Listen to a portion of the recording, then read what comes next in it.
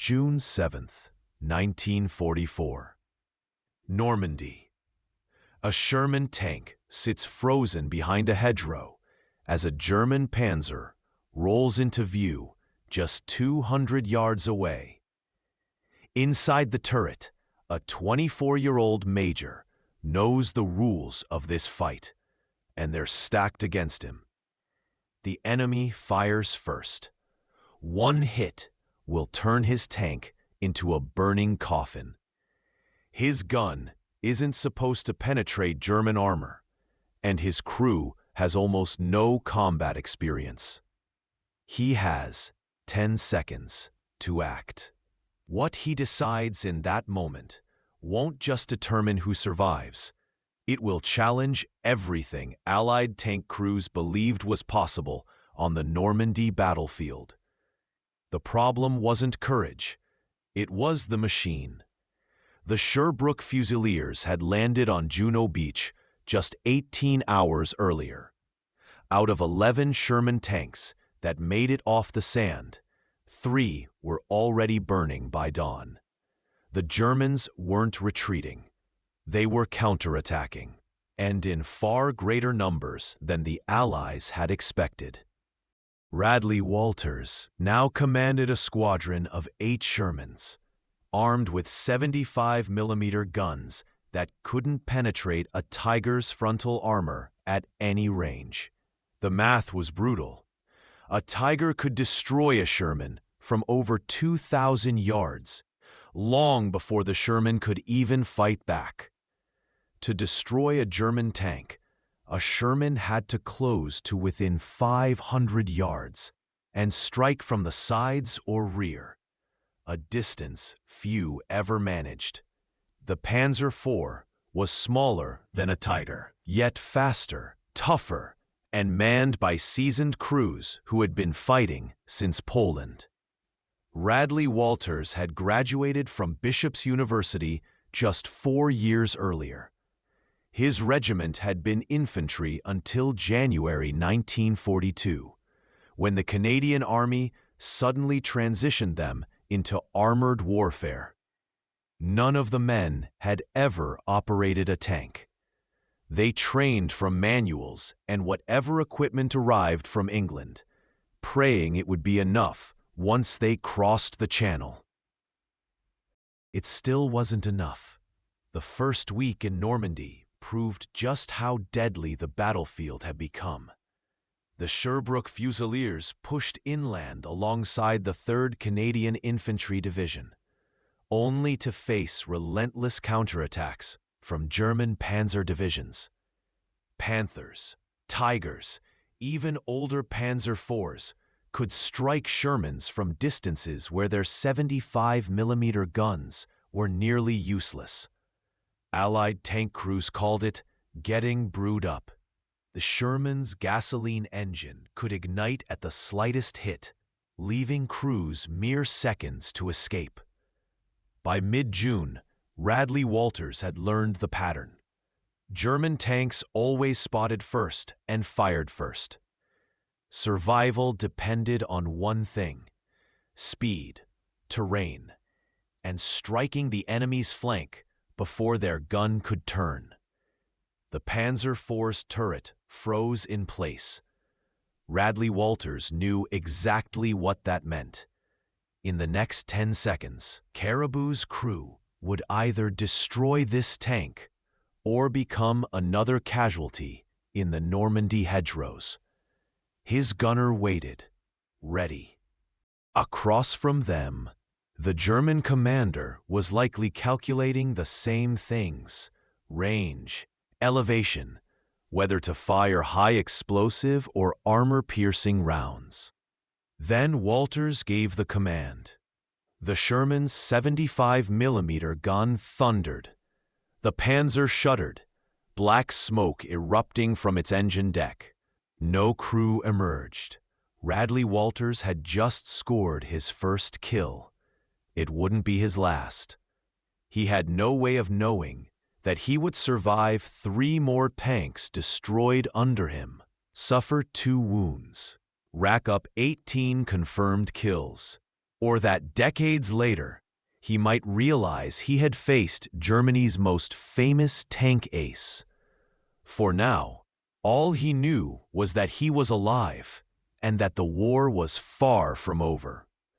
The Normandy campaign had become a grinding battle of attrition. For 56 relentless days, the Sherbrooke Fusiliers fought through the hedgerows south of Caen with no relief. By June 10th, Radley Walters had destroyed his second tank, a Panther that had pinned down an infantry company. His third came just 4 days later, during the push toward Carpiquet airfield. Not every squadron commander was so lucky. By late June, the regiment had lost 23 Shermans. 11 loaders were dead. Most never even saw what hit them. German tanks used the hedgerows like fortresses, lying in defilade so that only their turrets were visible. Fire, reverse, relocate. By the time Allied crews spotted the muzzle flash, the shell was already racing at 3,000 feet per second. The Tiger I weighed 70 tons, its frontal armor a solid 120 millimeters. The Sherman's 75 millimeter armor-piercing rounds could penetrate only 79 millimeters at point-blank range. Against the Tiger's front plate, every shot simply bounced off. Allied intelligence had badly underestimated the number of Panthers and Tigers the Germans were deploying. Before the invasion, Allied intelligence had assumed Tigers would be rare, heavy breakthrough tanks produced in limited numbers. Instead, entire battalions poured into Normandy. The 12th SS Panzer Division Hitler Youth received dozens, all manned by fanatical crews who had been training since 1942. Radley Walters had no choice but to learn fast. His tactics were ruthless but effective. Use the terrain, never silhouette on a ridge, move quickly, and let one platoon draw fire while another flanked. Strike the sides or rear, where armor was 60 to 80 millimeters, thick enough to stop rifle rounds, thin enough for a 75 millimeter shell at close range. By early July, Walters had destroyed 6 German tanks. The regiment promoted him to major and gave him permanent command of a squadron. He was just 24, leading crews mostly aged 19 or 20. They called him Rad. He insisted they sleep whenever possible, even in the afternoon, even when they mocked him. Within a month, they understood why. Exhaustion killed more men than enemy fire. The Sherman had strengths the German tanks lacked. It was reliable. Mechanical failures were rare, and when they happened, field mechanics could repair them in hours. Panthers and Tigers, by contrast, spent half their service life sidelined for maintenance. Parts shortages, transmission failures, and over-engineered systems breaking under battlefield conditions. The Sherman was also faster, reaching 30 miles per hour on roads and 20 across rough terrain. A Panther could barely manage 15. Speed gave Radley Walters options. He could choose when to engage, disengage when outgunned, and flank while the enemy was distracted. But speed and reliability meant nothing if the Germans saw him first. Their optics were superior, their gunners trained for years, and their crews brought experience few allies could match. Many had already fought on the Eastern Front in Russia. They knew how to kill tanks. They had been doing it since 1941. On July 8th, during the assault on Caen, Radley Walters led his squadron against German positions near Biron. For 3 hours, artillery had reduced the village to rubble. Infantry reported light resistance. Then the Panthers appeared. 4 of them, hull down behind the debris.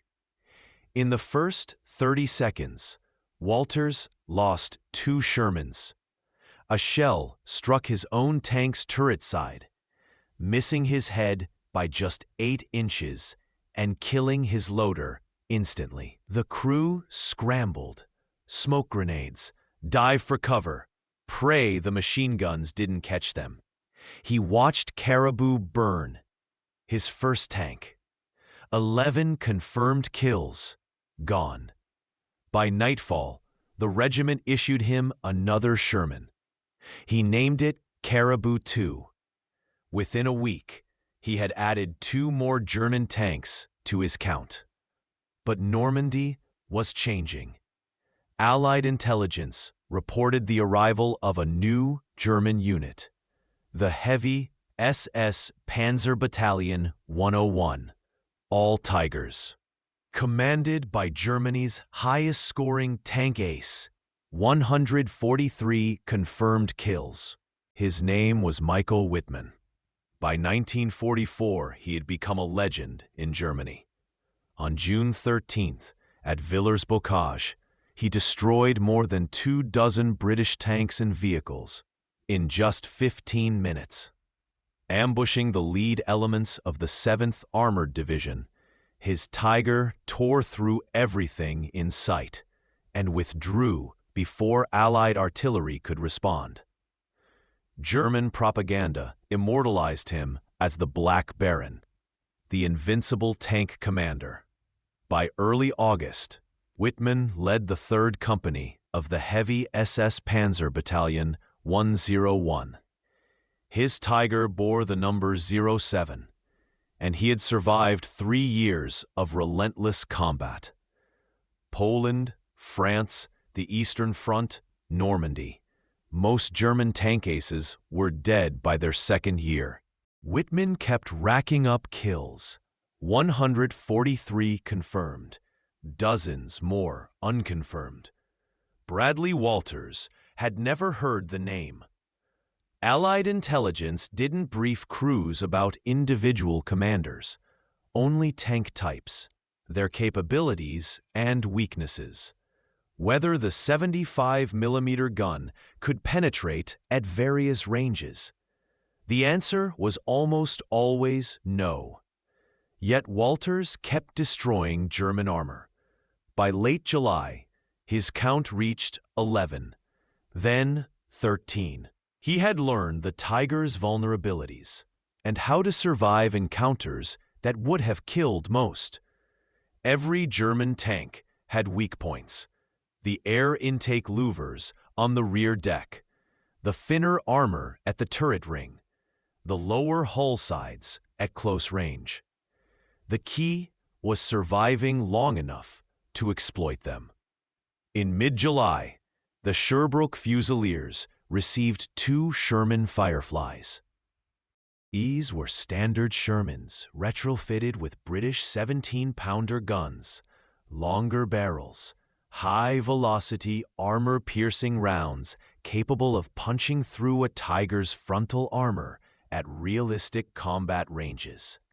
Finally, the Allies had a weapon that could take on German heavy tanks head-on.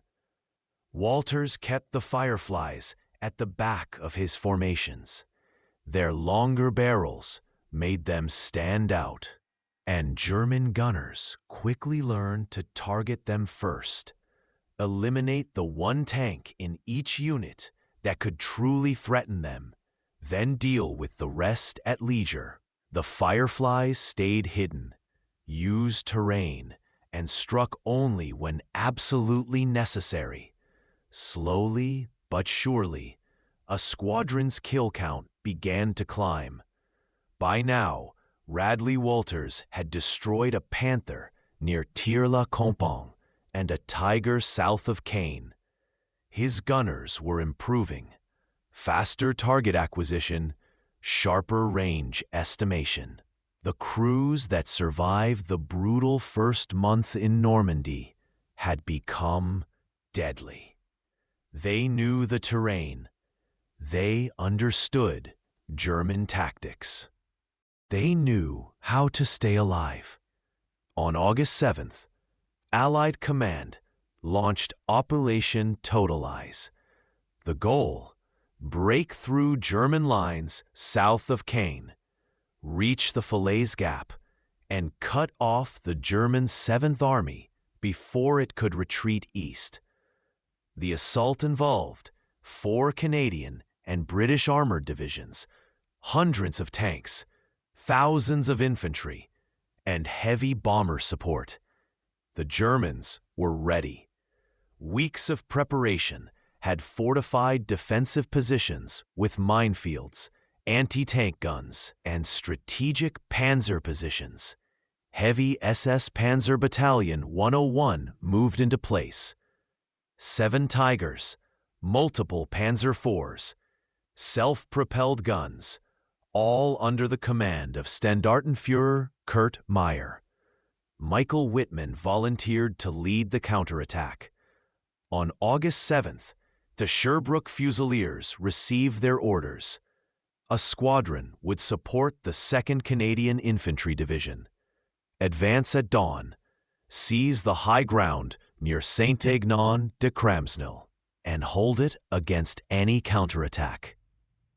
Intelligence predicted moderate resistance, maybe a few Panzer IVs, possibly a Panther or two. They were wrong. The Germans were sending Tigers, including one commanded by the Wehrmacht's highest-scoring tank ace. Radley Walters didn't know any of this. All he knew was that by dawn on August 8th, his squadron would be positioned behind the stone walls of a chateau in a village called Gimenil. 8 Shermans, 2 of them Fireflies, waited silently for whatever the Germans would send. Walters had no idea he was about to face a living legend. At 0600, he positioned his tanks within the chateau's courtyard.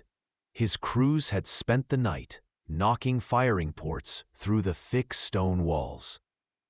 The chateau lay beside Route Nationale 158, with open fields to the east and the village of Saint-Aignan to the north. Perfect lines of fire, but terrible escape routes if anything went wrong. Operation Totalize had begun at midnight, with heavy bombers raining destruction, followed by 6 hours of relentless Allied artillery pounding the German defenses. By dawn, Canadian and British infantry had taken the high ground. The first phase of the operation was going smoothly. German resistance seemed lighter than expected until the radios crackled.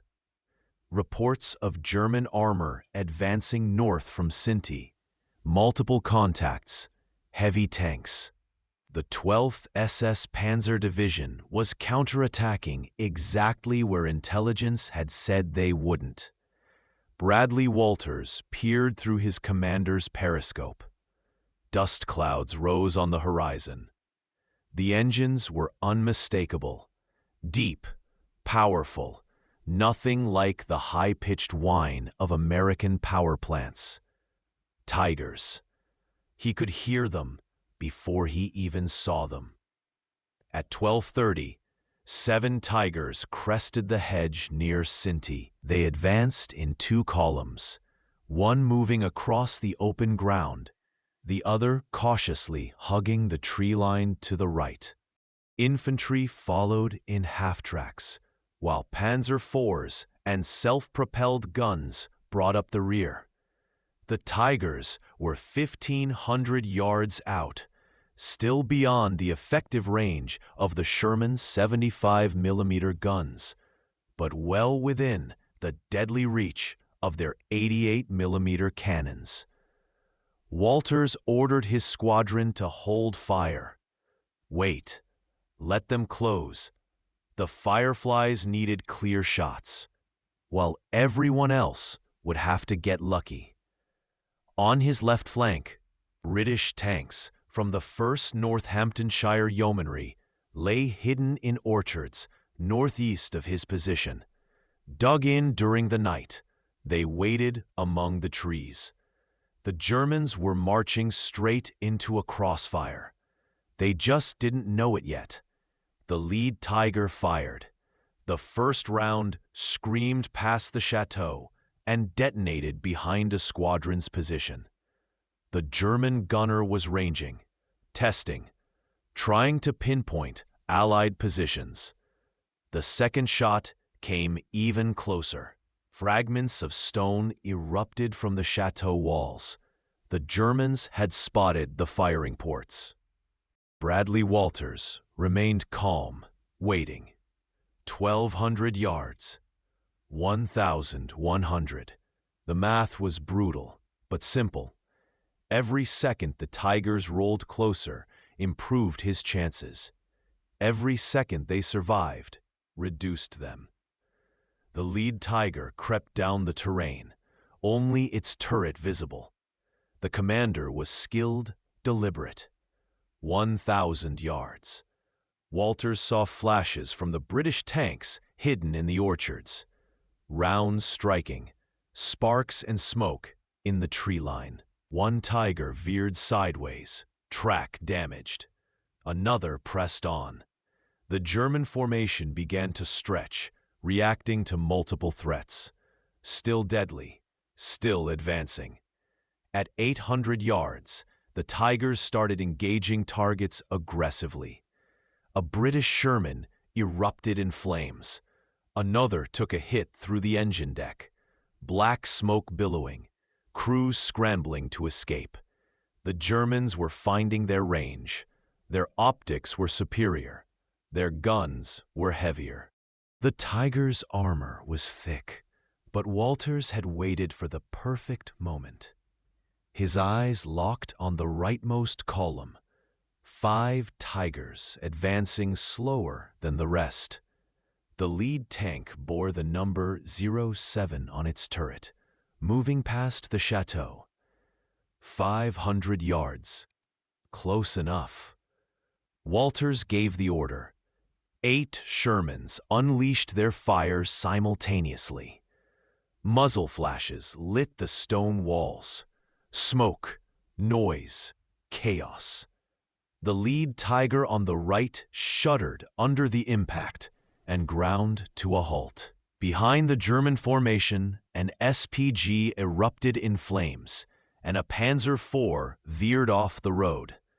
The Germans scrambled, turning to face the new threat, desperately trying to identify targets through the smoke and dust. But Tiger 07 kept advancing, its turret sweeping, searching for the source of the gunfire. Inside that tank sat Michael Whitman, 143 confirmed kills. Germany's deadliest tank ace, completely unaware that a 24-year-old Canadian major was watching him through a periscope just 400 yards away. At 12:32, one of Walters' Firefly crews fired. The 17-pounder round covered the distance in less than a second.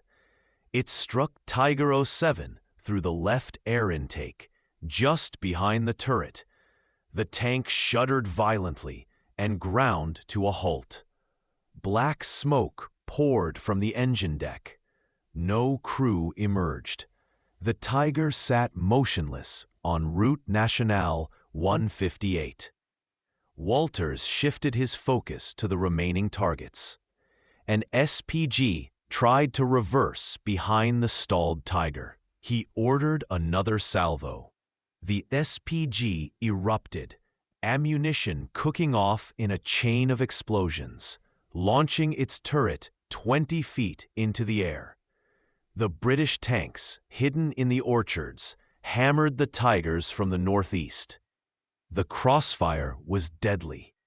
German tanks burned across 500 yards of open ground. The last Tiger in the column took multiple hits and ground to a halt. Another tried to maneuver behind a hedgerow. A firefly from the British squadron caught it broadside. Penetration, catastrophic kill. 3 minutes into the engagement, Tiger 07 detonated. Not a normal fire, a massive explosion hurled its turret off the hull. The blast shook the chateau walls, ignited ammunition storage, and ruptured fuel tanks. The entire vehicle disintegrated in a fireball, sending debris raining across the road. Walters kept his gunners firing. A Panzer IV tried to escape south. 2 Shermans tracked it, hitting the rear deck.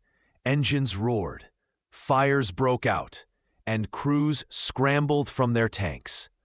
Another Tiger was retreating toward Sinti, track damaged, moving painfully slow. British tanks rained multiple rounds on it. It ground to a halt and ignited. By 12:40, the German counterattack had completely collapsed. 7 Tigers had pushed north, 5 destroyed or disabled. Survivors retreated, Panzer IVs abandoned on the road, SPGs burning. Infantry scattered across the fields. In just 10 minutes of precise, coordinated fire, the 12th SS Panzer Division's assault had been shattered. Walter's squadron suffered minimal damage. No tanks lost. 2 crew members wounded by flying fragments. 1 Sherman damaged by a near miss, but still fully operational. The Fireflies had performed exactly as intended. High-velocity, armor-piercing rounds against heavy German tanks at medium range. It worked. Walters radioed his after-action report to regimental headquarters. 5 enemy tanks destroyed, multiple SPGs and support vehicles eliminated, counterattack repelled. He didn't mention Tiger 07 specifically. It was just another wreck on a road littered with burning German armor. Walters had no idea whose tank he had just destroyed. Unknown to anyone at the time, inside the shattered hull of Tiger 07 lay the remains of SS Hauptsturmführer Michael Wittmann, Germany's deadliest tank ace. 143 confirmed kills. Dead at just 30. The Black Baron had been felled by a Canadian squadron he never even knew was there. Wittmann's body wouldn't be discovered until 1983, when road construction crews uncovered the wreckage. Forensic analysis finally confirmed his identity. By then, British tankers from the Northamptonshire Regiment had already claimed credit for his death. Their gunner, Joe Eakins, had destroyed 3 Tigers that day. Everyone assumed one of them was Wittmann's. But battlefield analysis told a different story. The British had been over 1,000 yards away. The Canadians, less than 500. The angle of penetration on Tiger 07 matched the Canadian positions, not the British. The fatal shot had come from Chateau Gemenil, fired by one of Radley Walters' Fireflies. He wouldn't learn this for another 45 years. In 1989, local French civilians approached him during a memorial visit, asking if he remembered August 8, and told him he had killed Michael Wittmann. Walters had never heard the name, didn't know German tank aces, and didn't care. His job had always been simple: destroy German armor. By mid-August 1944, his kill count had reached 14. The Falaise Gap was closing. German forces were trapped, attempting to retreat east, while the Sherbrooke Fusiliers pressed forward through collapsing defensive lines. More Panthers destroyed, more Tigers abandoned. The Wehrmacht was bleeding armor it could not replace. Walters had survived 3 brutal months in Normandy, but the war was far from over. On August 21st, his second Sherman took a Panther round through the turret during fighting near Thury Harcourt, a sharp reminder that luck was never guaranteed. The shell tore through the right side, killing his gunner and wounding Radley Walters in the face and hands. Fragments had ripped open his scalp. 36 stitches later, field medics cleared him to return to duty. He was back in a tank within 2 days. Caribou 3. His crew had stopped naming the Shermans after the first 2 were destroyed. Bad luck. Walters didn't care about names. He cared about crew survival, armor protection, and ammunition safety. Finally, the wet storage modification was arriving. Ammunition racks surrounded by water jackets. It didn't eliminate catastrophic fires after penetration, but it reduced the risk. By August 21st, the Falaise Gap had closed. 50,000 German soldiers surrendered. And thousands more died trying to escape. The roads were clogged with destroyed vehicles, dead horses, and abandoned equipment. Allied fighter bombers turned the retreat into a massacre. Typhoons with rockets, P-47 Thunderbolts with bombs. German armor couldn't move in daylight without being obliterated from above. Radley Walters added 3 more kills during the Falaise fighting. A Panther caught in the open, and 2 Panzer IVs trying to cover the retreat. By this point, Walters had 16 confirmed kills, the highest in the Canadian Armored Corps. The regiment promoted him to lieutenant colonel in the field. At just 24, he was one of the youngest commanders in the Canadian Army. By September, the Allies were advancing into Belgium and Holland.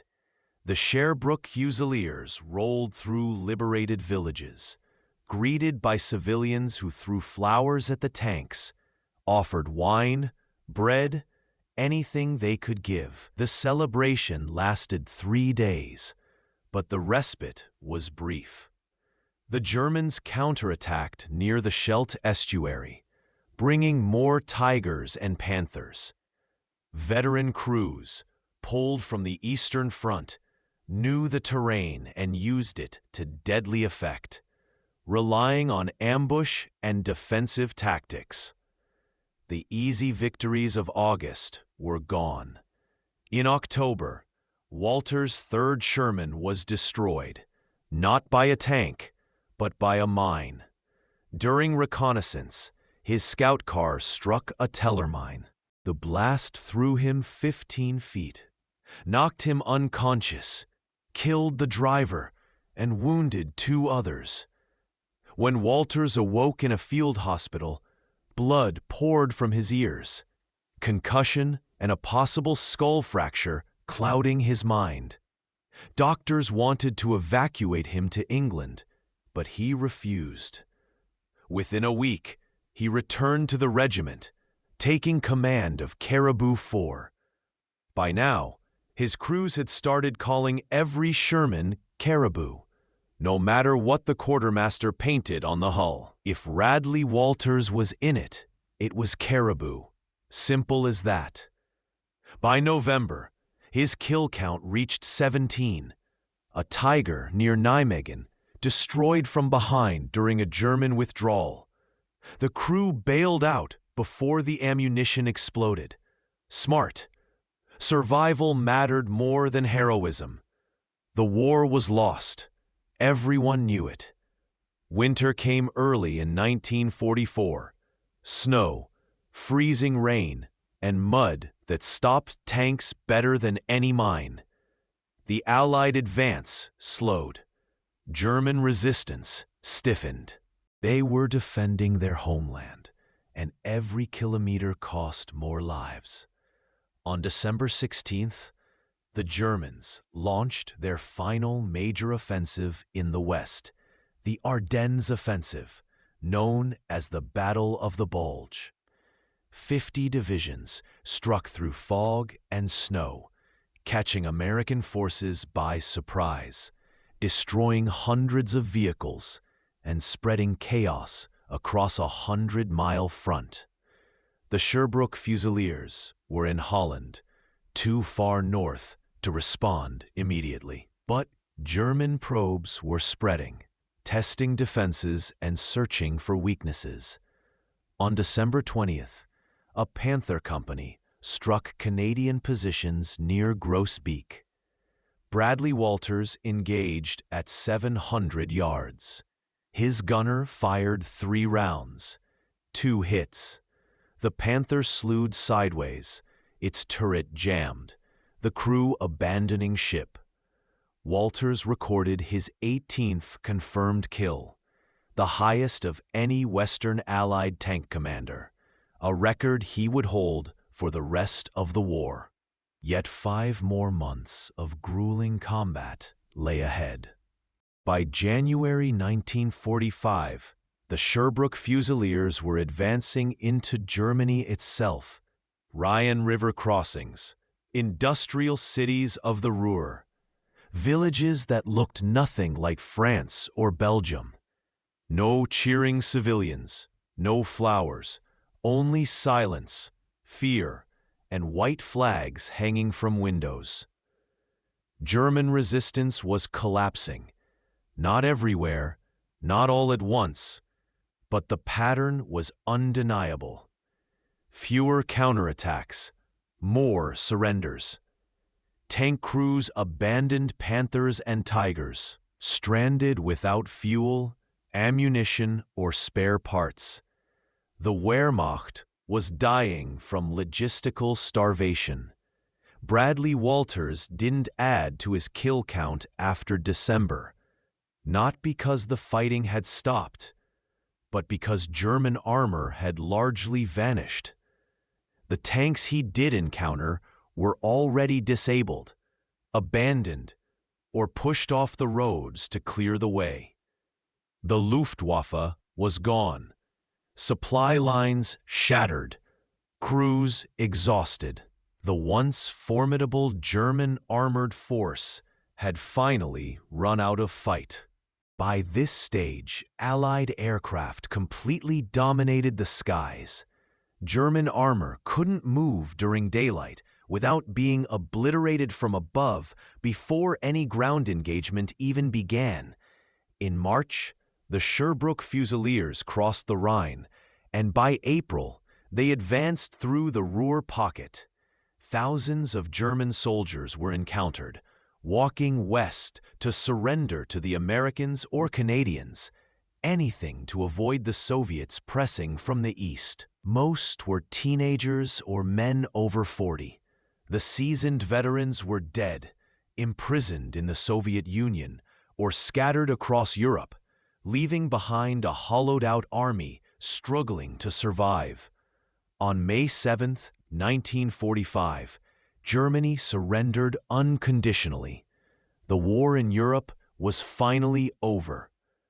Radley Walters was just 25 years old, a lieutenant colonel commanding a regiment with 18 confirmed tank kills, dozens of other armored vehicles destroyed, 3 Shermans lost under his command, 2 wounds, and 1 concussion.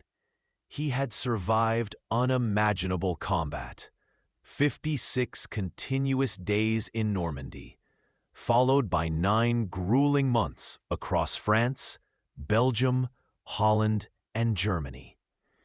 The Sherbrooke Fusiliers became part of the Allied occupation, performing garrison duties, policing displaced persons, and preventing revenge killings, ensuring order in a continent scarred by war.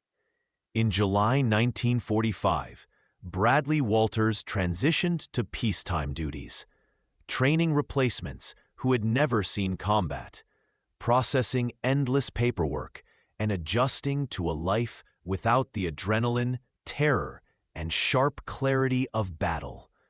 The Canadian government recognized his extraordinary leadership and bravery, awarding him the Distinguished Service Order and the Military Cross. The citations highlighted specific actions: the assault on Quay in July, the Falaise Gap in August, and multiple other engagements where his tactical decisions not only destroyed superior German armor, but also saved countless lives and ensured infantry objectives were achieved.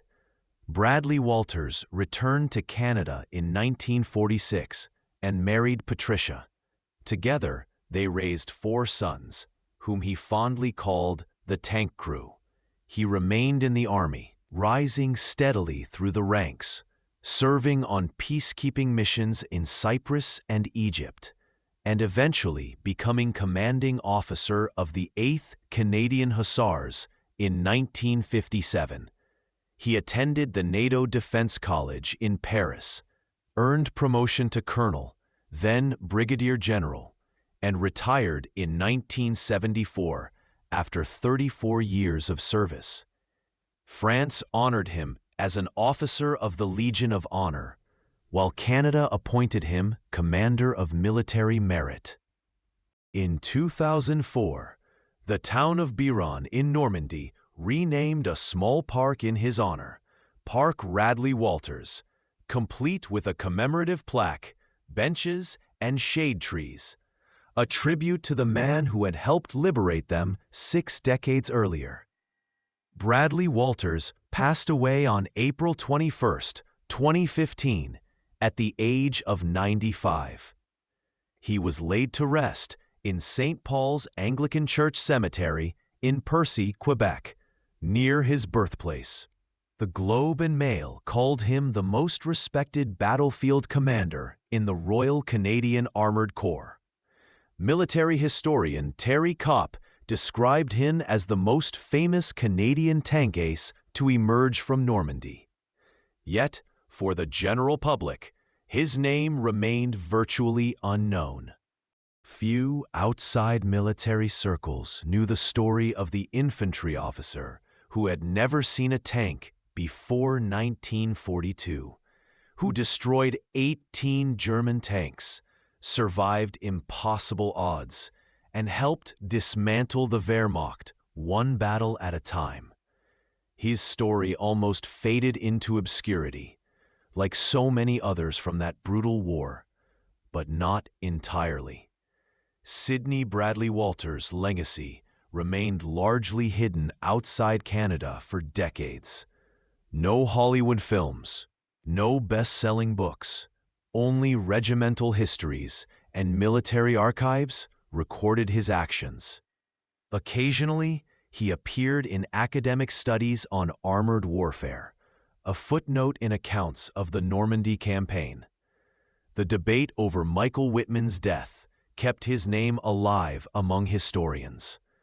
British veterans insisted Joe Eakins fired the fatal shot, while evidence suggested otherwise, keeping the story alive and contested. Canadian veterans recalled the battles differently. Forensic analysis of Tiger 07 supported the Canadian position. Shorter range, better angles, whole evidence all pointed to Walters' squadron. Yet Radley Walters never claimed the kill, never promoted the controversy. When journalists asked in his later years, his answer was always the same. He destroyed German tanks. That was his duty. Whose tank? What commander? It didn't matter. The war was about survival, protecting his crews, and accomplishing the mission. That mindset defined his career. He never fought for glory, records, or fame. He fought because young men were dying in Shermans outmatched by German armor. Because infantry depended on tank support. Because the mission had to be completed, no matter the odds. His crews remembered him differently from official citations. They recalled a commander who insisted on rest, prioritized crew safety over recklessness, and knew that bringing his people home alive mattered far more than any kill count. The popular video game World of Tanks even created a medal in his honor, the Radley Walters Medal, awarded to players who destroyed 8 or 9 enemy vehicles in a single battle. Millions of players earned it, but most never knew the man behind the name. They didn't know he had started as an infantry officer, learned to operate tanks from manuals, survived 3 tanks destroyed beneath him, and went on to become the top Western Allied tank ace despite never having seen armor before 1942. If this story inspired you, hit that like button. It helps share these incredible, untold stories. Every like helps YouTube share this story with more people. Hit subscribe and turn on notifications. Every day we rescue forgotten tales from dusty archives. Stories of tankers who overcame impossible odds with courage, skill, and quick thinking. Real people. Real heroism. Drop a comment now. Where are you watching from? United States? United Kingdom? Canada? Australia? Our community spans the globe. You're not just a viewer. You're helping keep these memories alive. Share your location. Tell us if a family member served. Just let us know you're here.